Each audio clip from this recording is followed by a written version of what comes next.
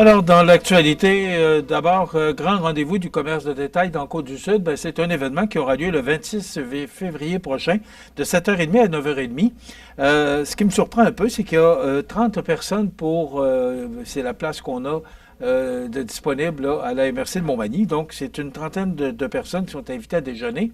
Et ce sera aussi en formule hybride. Donc, les gens pourront y assister là, de façon hybride. Alors, c'est une conférence sur le commerce électronique en 2025 donnée par un formateur et fondateur du club Merci Thomas, M. Thomas Subtil. Alors, je trouve ça important. Écoutez, on n'a pas le choix. CMA TV, on en fait partie.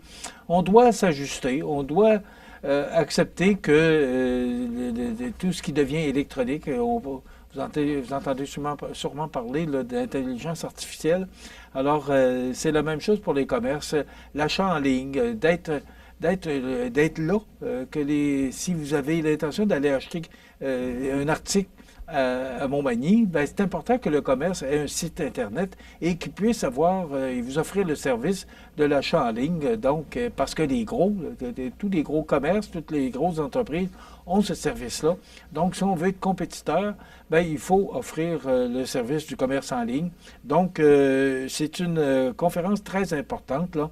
Et moi, ce que je trouve le fun de voir là-dedans, là, c'est que tous les organismes, le CAE Montmagny, Service Québec, la SDE, la MRC de Montmagny, la MRC d'Ilette, la Chambre de commerce de Montmagny, la Chambre de commerce Kamouraska-Lilette, tout le monde se donne rendez-vous et soutient Détail Québec pour tenir ce grand événement qu'on appelle le grand rendez-vous du commerce de détail. Ça aura lieu le 26 février de 7h30 à 9h30.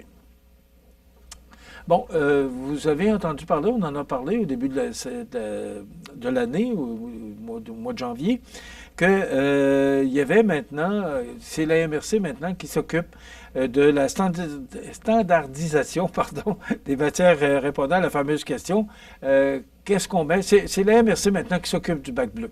Alors ça, c'est réglé. Maintenant, ils veulent simplifier les choses pour s'assurer que tout le monde respecte et récupère. C'est tellement important. Vous savez, on en a parlé abondamment de tout ce qu'on retrouve dans les océans. Maintenant, il faut se prendre en main et récupérer pour qu'on puisse embellir notre planète, parce qu'elle en a besoin et bien besoin. Donc, contenant, emballage, imprimé, c'est tout. C'est ce qu'on nous dit dans le communiqué. S'ajoute à cela une nouvelle façon de procéder pour réclamer une pièce ou un bac bleu en ligne. Si votre bac bleu est brisé, s'il manque une roue ou peu importe, vous écrivez à la MRC. Si vous ne pouvez faire, parce que vous n'avez pas d'ordinateur, ben vous appelez tout simplement à la MRC, puis on va vous dire comment procéder pour qu'on puisse réparer votre bac. Et vous comprendrez que le bac, on va essayer de le garder le plus longtemps possible. On va récupérer le bac de récupération.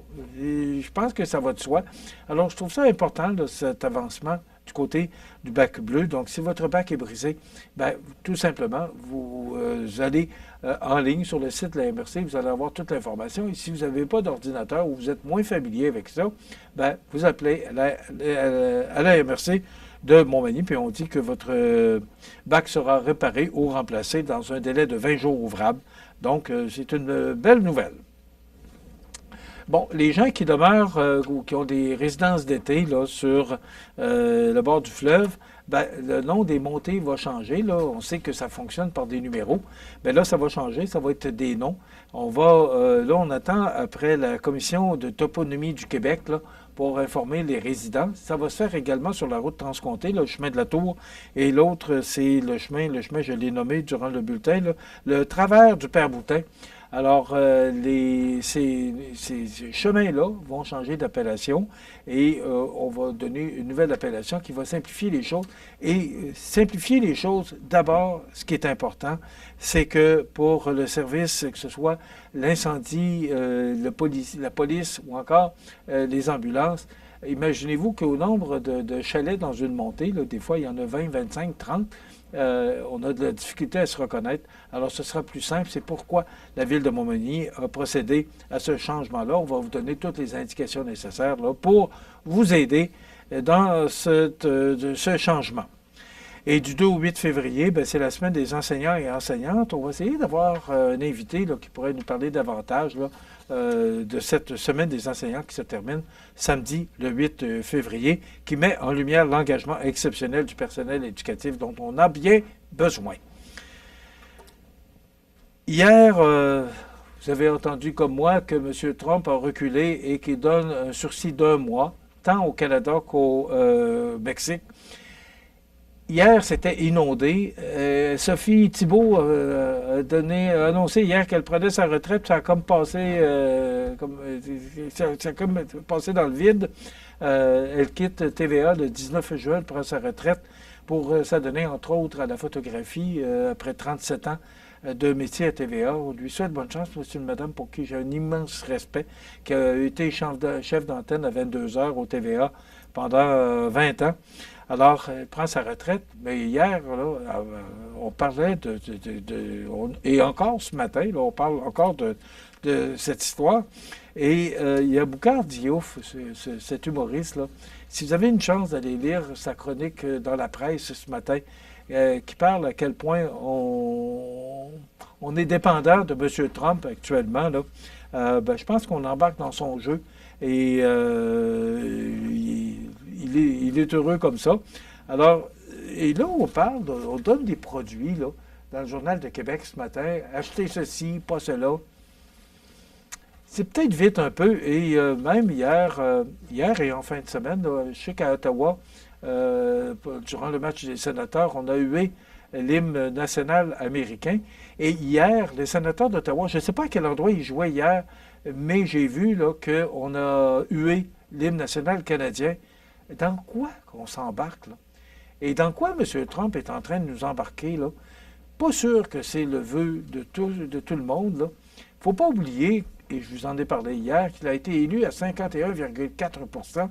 Il y en a toujours bien 48,6 % qui n'ont pas voté pour Donald Trump. Alors, je pense qu'il faut mettre la pédale douce sur tout ça.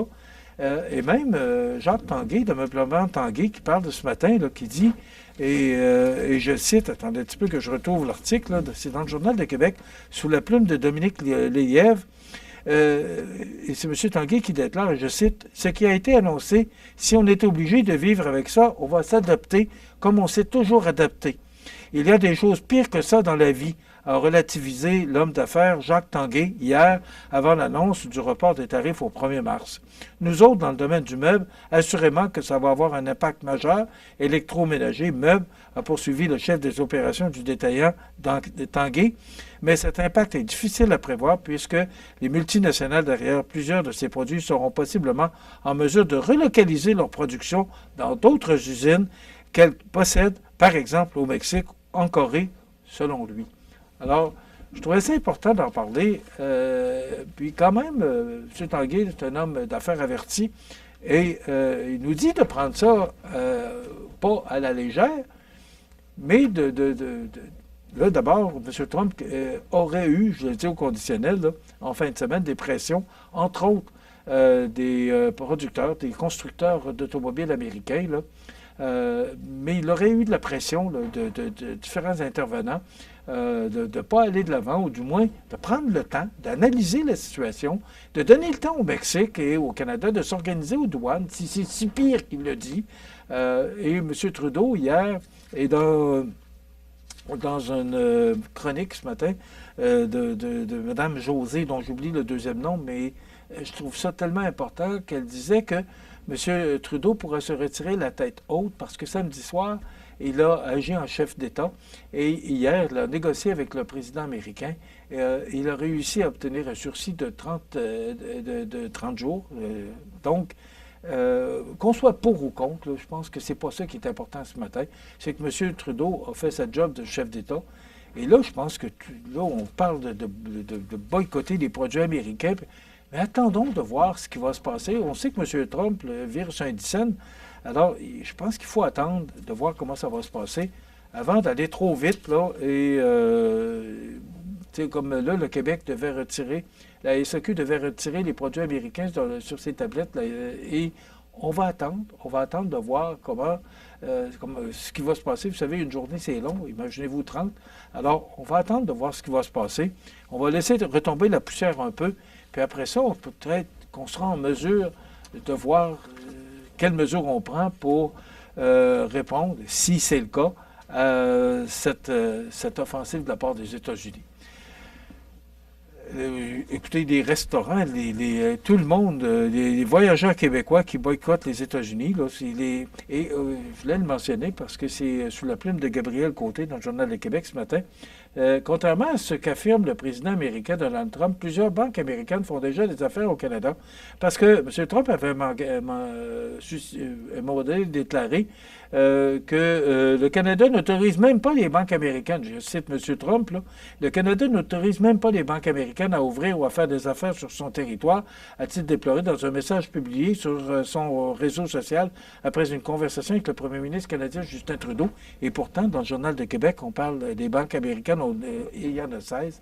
Donc, histoire à suivre, mais on va essayer de trouver d'autres sujets. C'est sûr que vous comprendrez que c'est très important et on ne prend pas ça à la légère. Mais là, on a 30 jours pour voir ce qui va se passer. Et après ça, on sera en mesure de prendre des décisions. Et je pense que c'est plus sage comme ça. Demain, on vous propose la chronique culturelle avec Mireille Soucy. Et on aura Éric Gourde, le Journal de la Voix du Sud, qui sera notre nouveau collaborateur à l'émission du matin. Donc, demain, Éric Gourde du Journal de la Voix du Sud en Bellechasse. C'est tout. Bonne journée.